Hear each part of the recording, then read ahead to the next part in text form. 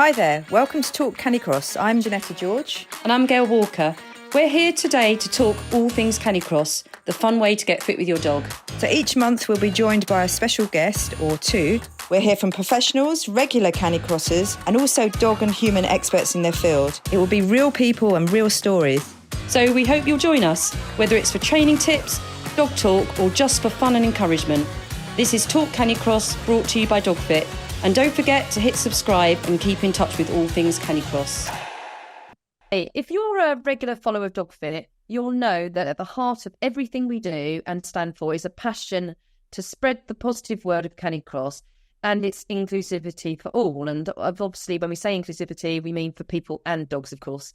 So when 4-time Paralympian Jess Tuomela, who is registered blind, contacted us about her desire to become a DogFit trainer, we obviously were beyond excited, and even more so when she agreed to speak with us on our podcast today. So firstly, a big welcome to Jess. It's absolutely wonderful to have you with us today. Hi, thanks so much for having me. I've done quite a few interviews and podcasts, but this is my first dog one, and that makes me very excited. Oh, that's excellent. We're so pleased to have you on the show, and honoured this is your first dog one as well. But my gosh, you've got quite a CV, Jess, and we're in total awe. But tell us about your incredible 4 Paralympic Games. We'd love to hear about how the journey began for you. Yeah, so I was a competitive swimmer first, and then I took a really long break, and then I actually became a triathlete. So my first 3 games were all in swimming. Paralympic Games were all in swimming, and then my 4th Paralympic Games was in triathlon.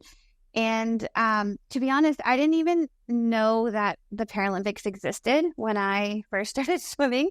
I didn't know that there was an option for me to become competitive or elite. So when I found that out, that was really exciting to me.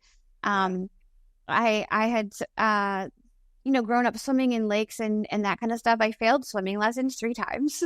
I was terrified of deep water. But somehow it ended up clicking eventually, and I loved it. And it was quite a shift to move from swimming to triathlon, in that swimming is quite controlled, right? Like you got 2 lane ropes, you got the water, the temperature is usually all the same, usually. Then you go out to triathlon and every course is different, and the temperatures are different, and the weather conditions are different. So I'm mentioning that difference because I think, being a triathlete has actually enabled me and given me the skills to be able to Canicross, which I know we'll get to, but that's the part I'm really excited about. Yeah. And when you competed in the actual Paralympics, what can you explain for people who aren't so close to it, how it works? Because obviously you have different classifications. Is that the right terminology to use? Yeah. So every Paralympic sport has classifications, and so you're basically given a number, and that number indicates what your disability is. And then ideally, you're competing against people with the same disability. So in swimming, I was classified as an S11, which means that I'm completely blind. And then when I was racing in paratriathlon, I was classified as a VI, which is visually impaired, B1, which is completely blind. I'm assuming the B stands for blind, but I don't really know.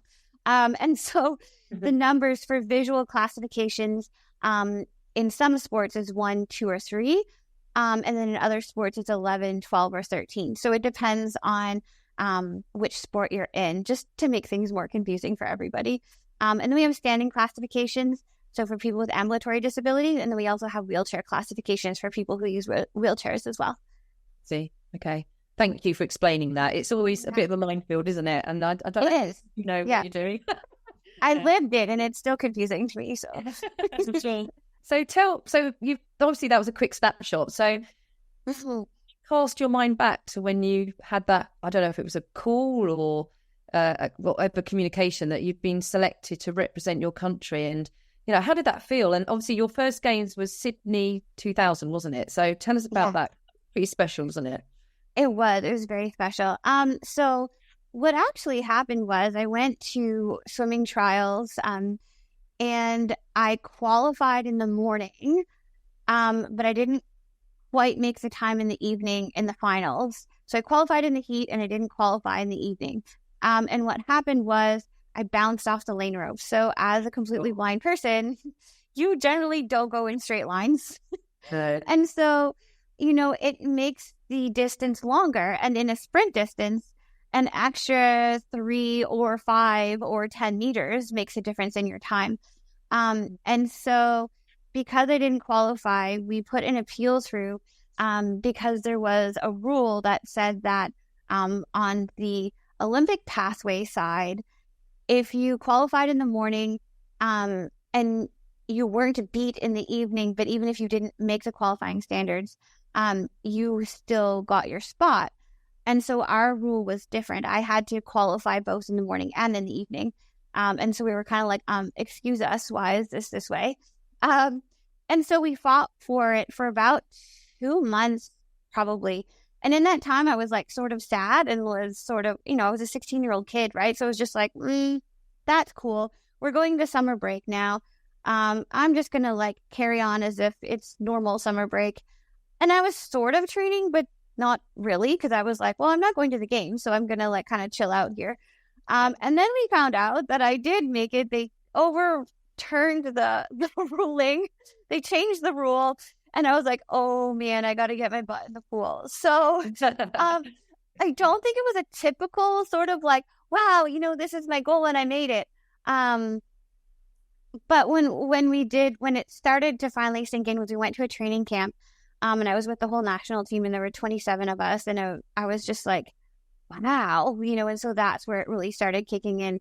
And the other piece there was, I hadn't competed internationally yet either. And so like my first international competition was the Paralympic Games. And I was like, go big or go home, I suppose, because like we're doing it.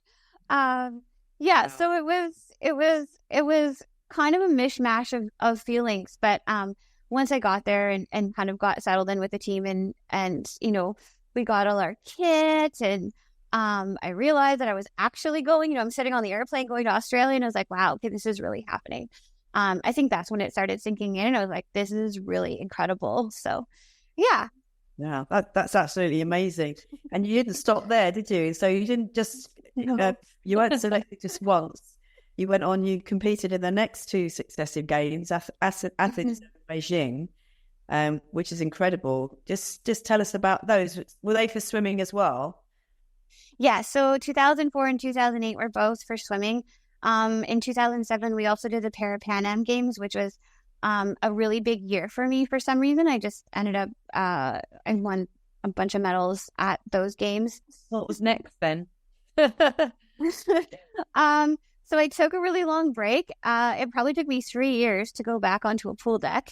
I did a lot of walking. I really wasn't into like structured any kind of exercise. It was just like, nope, I'm good. So I walked a lot. I went into massage school. I finished that because I thought, okay, I'm ready to be sort of like a support person for elite athletes. I don't really want to be in the elite athlete role anymore. So I did that. And then, which I think is really helpful. I worked in that as well for a while. And I think that helps with helping people and training people in that, like, I have an understanding of biomechanics and like, because our program here is 3,200 hours, I think, like it's quite intense. And so I'm really grateful that I have that knowledge and that background. So I did that for a while. I worked as a registered massage therapist. And then at some point I was like, yo, let's move to the UK. So I moved to Edinburgh for 2 years. Worked as a massage therapist there and also got a performance psychology diploma from University of Edinburgh, which was, I don't know why I did that. I thought it would be cool. And it was very cool. And then just that whole time though, I was kind of like, wow, I don't really feel done with sport. I was definitely done with swimming, but I was just like, I'm just not done. But I didn't know really what to do. I was there when the 2012 games were on and I wasn't in London, but just the buzz in the country was just so incredible. Like in the UK, I was like, wow, this is so cool and I miss it. And so I thought, well, maybe I could triathlon because it was something I'd noticed people doing before, and I had asked them, like, what are you doing? They're like, oh, we're training for triathlon. I'm like, what is that? So I started getting curious about triathlon, but not really serious. I did a couple of park runs. That was really fun. We don't have those in Canada, so they're so good. So I did those. I remember one of the park runs I did was like the windiest run I have ever done in my life, probably. I'm like, am I moving forwards? Are we going anywhere? It was very cool. But the energy of those runs is just like, it was so nice. I was like, I really miss this. I moved back to Canada. I got my master's degree in social work, sort of through another long, convoluted story of like, I was volunteering in a prison with a puppy raising program for a guide dog school. And I was like, okay. So I went and got my social work degree. And kind of around that time was when I really started exploring triathlon. And I knew running was going to be the hardest for me. I've never been good at running. I don't like running. I still don't like running, but I do it because that means I get to run with Brandy. And so I bought a treadmill because I was like, okay, this is going to be the hardest part. So you need to figure out if you can actually do this part or not. So I did, and signed up for 2 half marathons and then got strong-armed into a marathon. How did you find swimming in the lake? Obviously no lane ropes to bump into. No, so that was terrifying. Going from pool swimming to open water swimming is such a big jump. And I don't know if it's the same for every completely blind person, but for me, it was like, whoa, anything that gave me a cue of how fast I was going or what direction I was going in was gone. Like the lane ropes were gone. Even like currents from feeling swimmers swimming the other direction was gone. So I was just like, and every 25 or 50 meters, depending on which pool I was in, I would hit a wall. So it was like, okay, kind of know where I'm at, distance wise. It was a really big change. And then also getting used to swimming in a wetsuit. When we got into racing and there were races where they said no wetsuit, I was probably one of the only ones cheering that there was no wetsuit. Everyone else was like, no. And I was like, yes. And then also learning to swim in the waves. And so as visually impaired athletes in triathlon swim tethered and run tethered to somebody else. So we have a guide through the whole race. And so also getting used to swimming tied to somebody, and how close can I be and where should I be? And then also switching guides, because I switched guides a couple of times, getting used to them. Like one person was taller than another person. So there was a lot of dynamics in it. But that's what made me love the sport so much, was all these puzzle pieces. And I still don't think I learned it all, even though I've retired from it. It was like, it's one of those cool sports that you can always keep learning from. Yeah, that sounds absolutely amazing. And I know that you obviously got a bronze medal at the Commonwealth Games in Birmingham. I did. Too.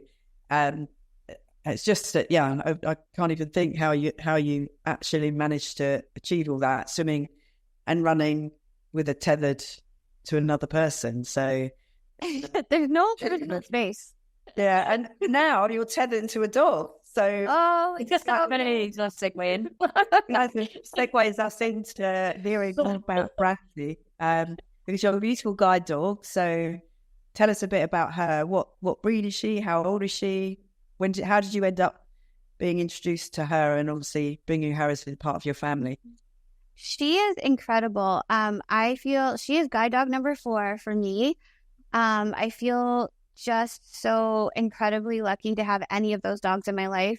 But she has taught me so much, and every dog does, right? When they come through your life, there's a lesson to be learned, probably more than one.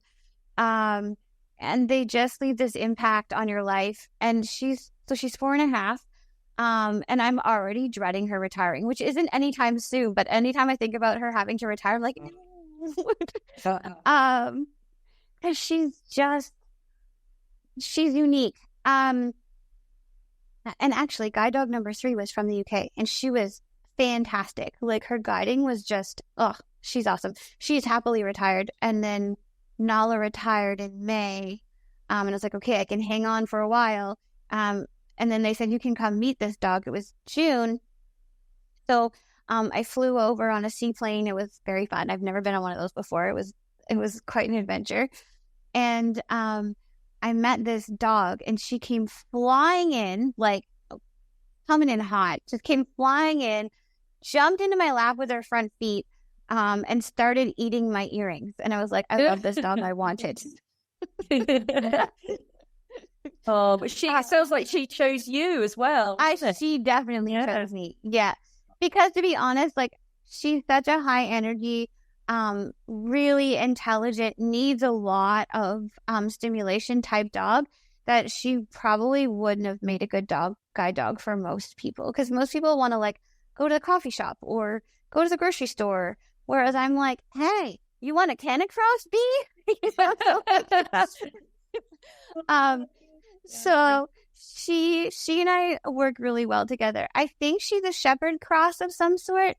I joke that she's part coyote, but maybe I might be right. I don't know.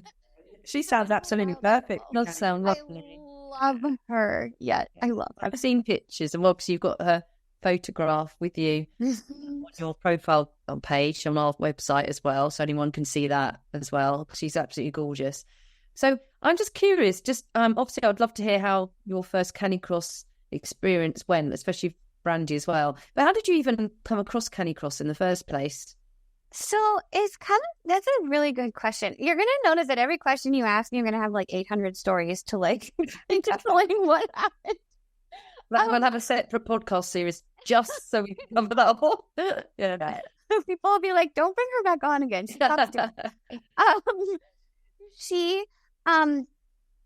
When I was running, Bee would run with us off leash, and there was an incident where she went down and borrowed a chicken, brought it to me nicely and put it down at my feet, so chicken was not harmed. But to be fair, my triathlon coach was slightly horrified and was just like, she cannot come to running practice anymore. And I'm like, oh no. So Bee was sort of retired from running practice at the time. But I really wanted her as a guide dog also because like I wanted her to be able to run with me, like not guiding, just running with me. I didn't really think that running guide dogs were a thing. And then I saw this thing where there's a school out of the States where they're training guide dogs to guide people while running. And I started looking at it like, oh, this is cool. And so I sort of started jogging with her a little bit. She had like with her guide harness, and then I have very nicely lent to me from the organization that she came from is like a soft leather handle that I can attach to things. I say handle loosely. But then that way it doesn't put as much pressure on her body. But it's really hard to run that way because like my arm is still like in by my side because I have to, it's in a guide dog position. So I'm like, this is okay, but it's not comfortable. Also, when you're competing for, I'm assuming it's the same thing for Team GB, but we sign these contracts that say I will not engage in risky behavior. And I felt like a blind person running around with a dog as their only eyeballs might be considered risky behavior. So I sort of let it go a little bit because I was like, okay, I need to commit to this triathlon process here.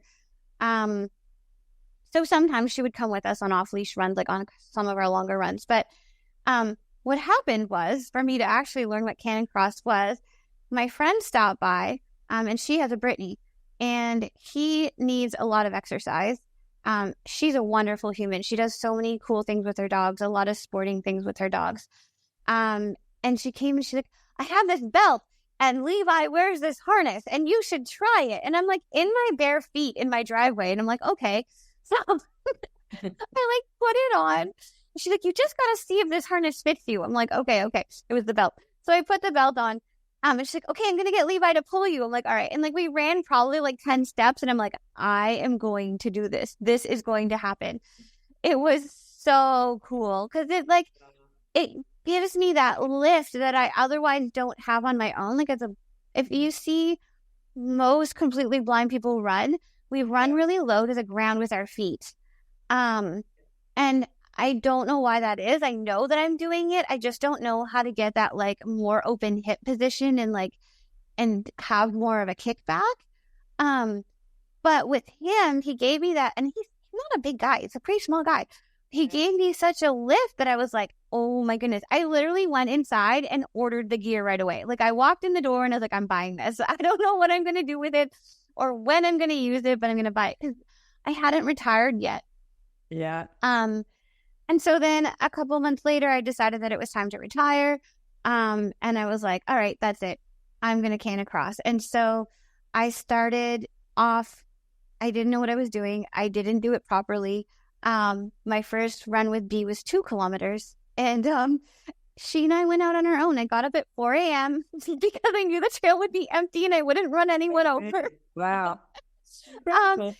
Then I've run this trail. It's like right by my house, and I've run it for 6 years. So like I just know it. Yeah. I wouldn't be able to do it on a place that I don't know. And so she and I would go out and we would run 2K like every couple of days. I would get up that early just to be able to run with her. And I was like, this is so cool, but I want to go further. So did Brandy pull initially? How did she take your natural? She just did it. Yeah, she just did it. But I think it's her guide dog training because as soon as you put a harness on her, her job is pull.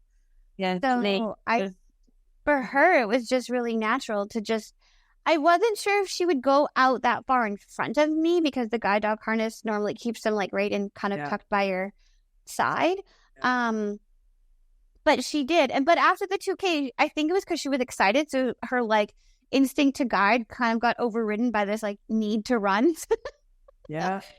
And she probably knew she was running with you. Like she could. Yeah. Well, she probably felt your excitement as well. I mean, that's incredible. I think so. Yeah.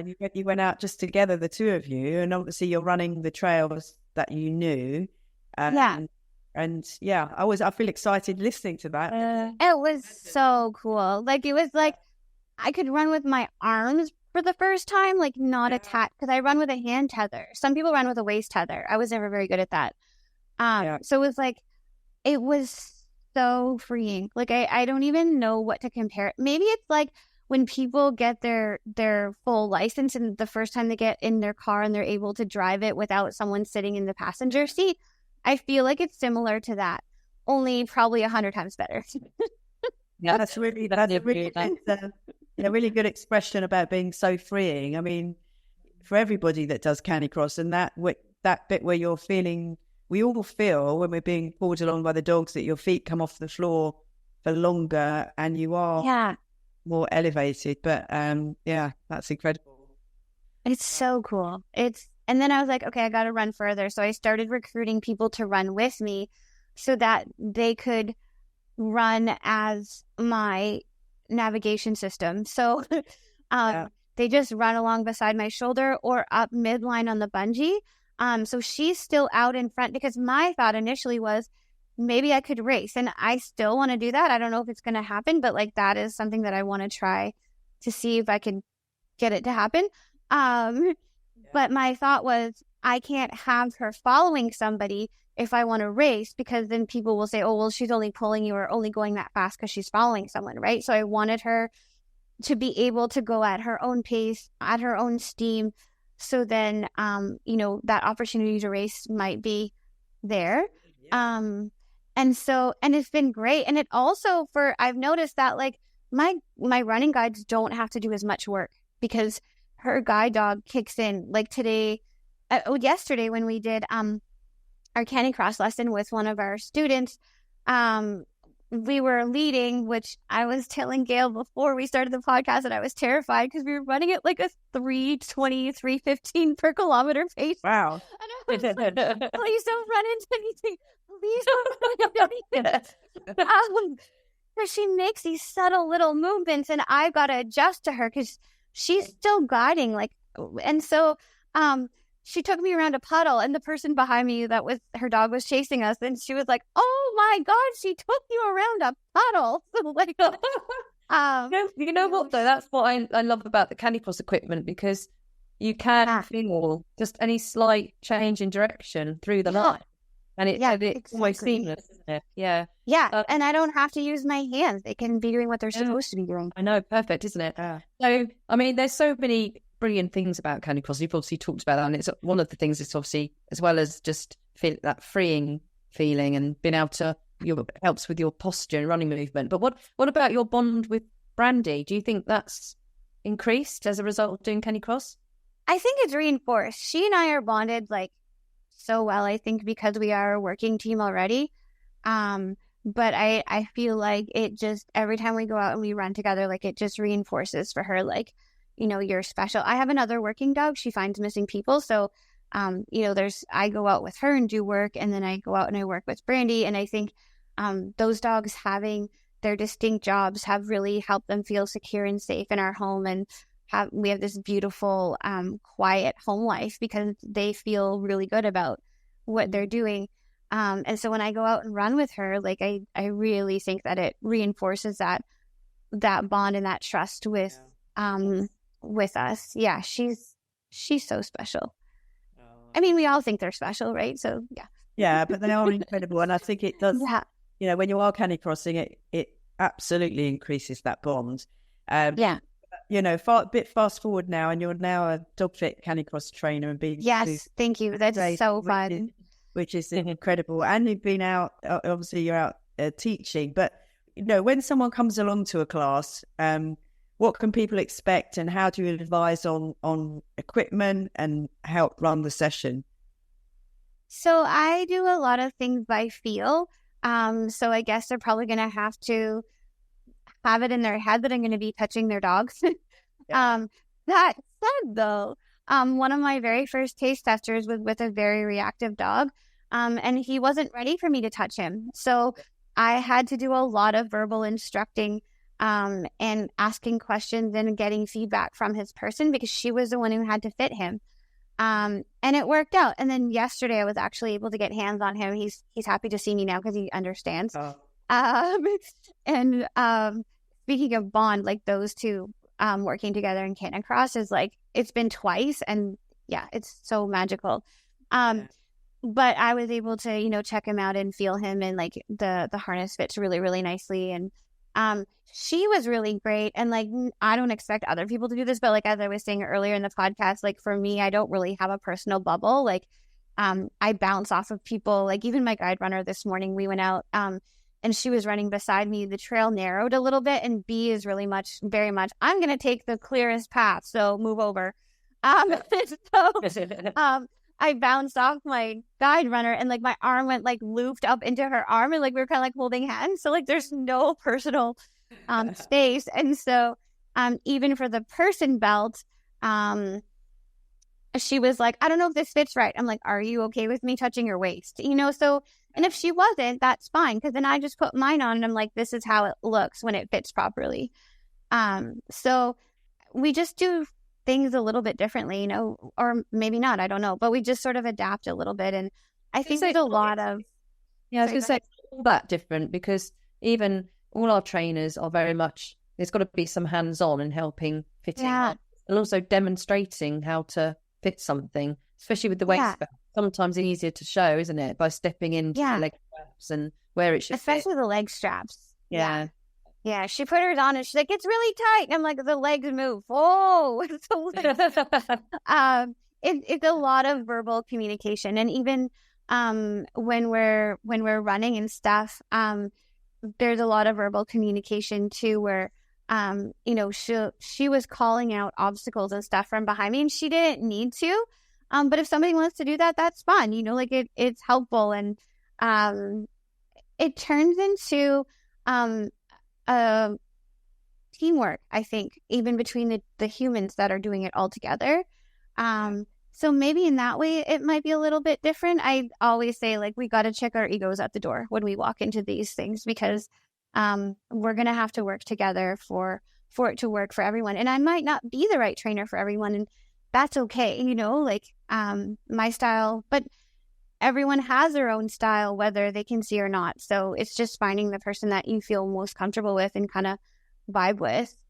Absolutely. Yeah, absolutely. And that whole that whole part of, you know, of feeling and touching and talking. I mean, we all do that, and that's that communication. You're probably getting more communication because that's how you're understanding how things are feeling for your client. So yeah, that's incredible. It sounds, yeah. And listening to feet. So like I can listen to a person's feet when I'm running with them. I think also to expect in your Canicross class, B is probably going to be there. Otherwise I can't run with you.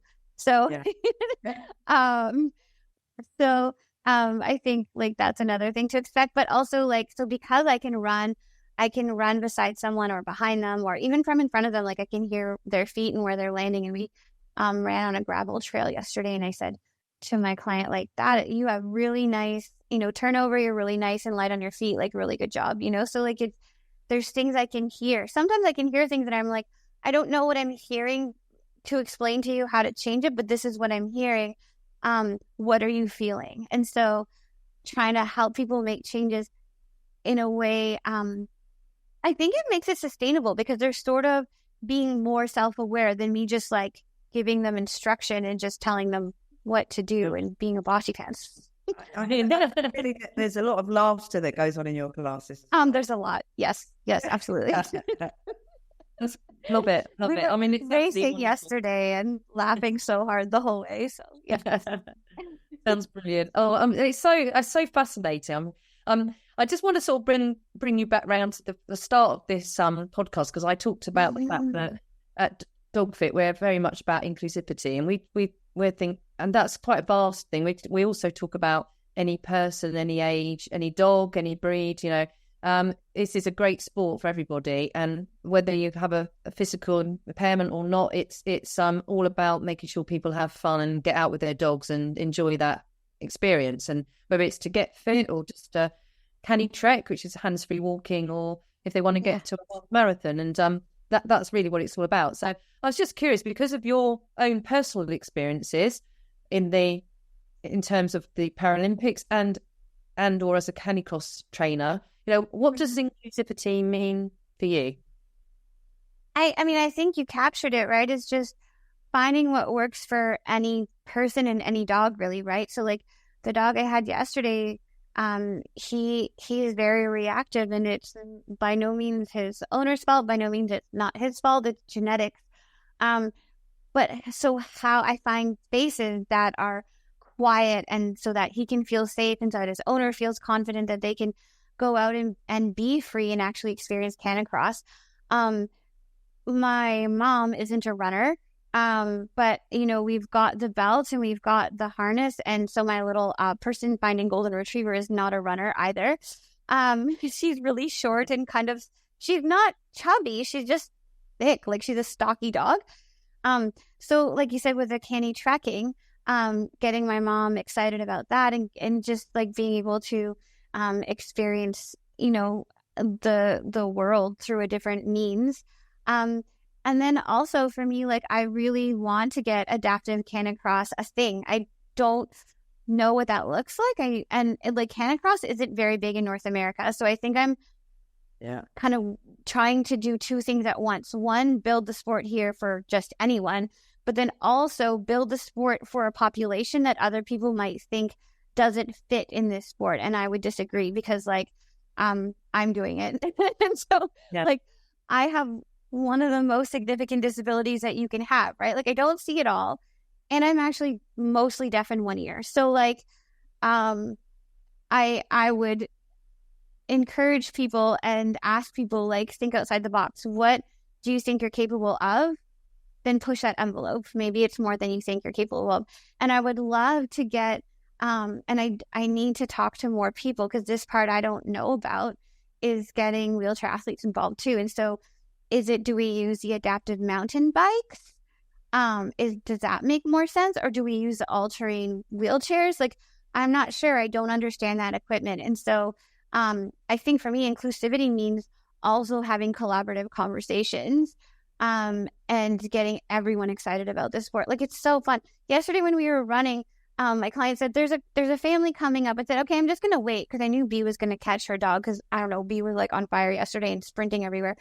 So I pulled over and I waited, and this family came by. I'm like, oh, sorry to disrupt your run. I'm like, no, it's okay. I'm like, I just can't see you. So I didn't want to actually get tangled up in you. And they were like, what? Get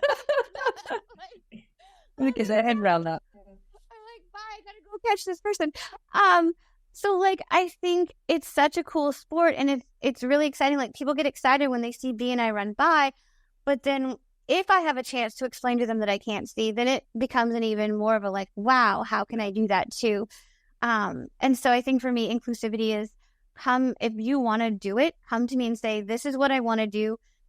Let's problem solve together. Cause like, I don't have all the answers. I'm new to this. Like, I only started in when did I start? December? I don't know. So like, but I really, and it's finding surfaces that different people can run on, right? Like, I probably can't run some of the more gnarly trails. Some people can. But there's so many options for making it accessible to people. So, I don't know. To me, inclusivity means, if you want to do it, let's figure out how we're going to make it happen. Yeah, I love that. I love that little snapshot there. That's a really good way to describe it. So, yeah, excellent. Thank you. No, I mean, it's been fascinating. I'm sure we will be doing some more with you, Jess, because how it pans out and when you're out competing, which I'm sure you will.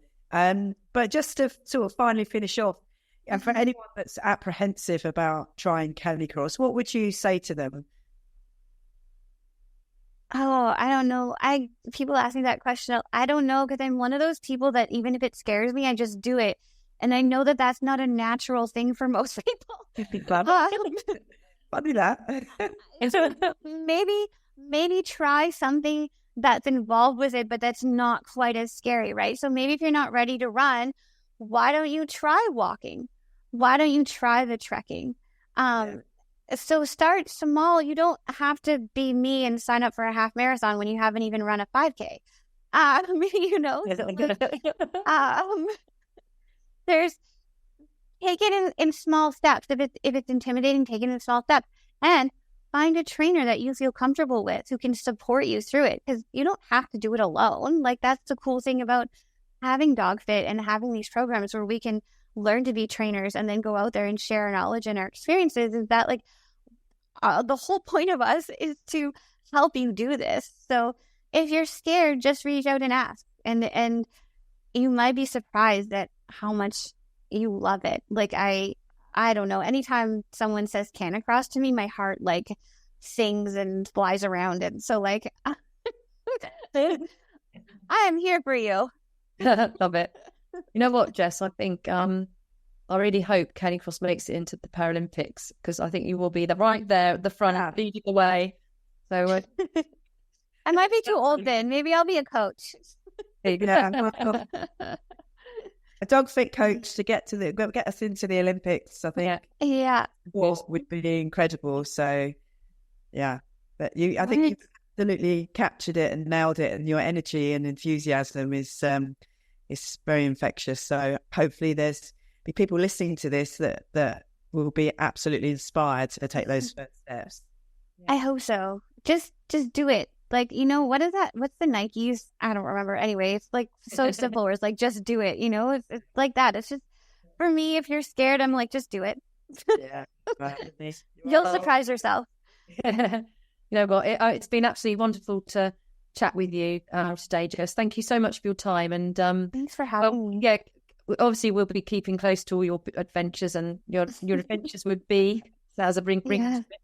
But yes, I'm sure we'll follow up with another podcast with you, because it'd be great to hear how you're getting on in another few months' time. But I think it's a wonderful story, and just where you've come from and where you are now. And I think, yes, very inspiring for other people. And thank you so much for your time. It's been incredible. Thank you. Yeah, and thank you so much for being willing to include me in the DogFit family, and help me go on this adventure. I definitely needed support to do what I'm doing. So thank you. Very welcome. It's our pleasure. Thanks, Jess. Thank you very much. Thanks. Bye. Bye. Thank you for listening to this episode of Talk Canicross. We really hope that you've enjoyed it. But don't forget to hit subscribe so we can keep you up to date and let you know when the next episode comes out. Happy canicrossing.